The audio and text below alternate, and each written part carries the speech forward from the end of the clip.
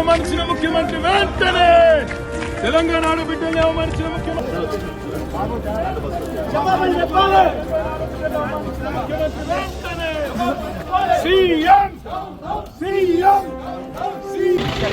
వచ్చింది. తప్పకుండా ఇంతకు ఇంత ఒక తప్పదు.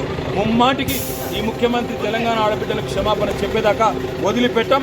సీఎం సీఎం సీఎం ముఖ్యమంత్రి వెంటనే క్షమాపణ చెప్పాలి తెలంగాణ మహిళా లోకానికి.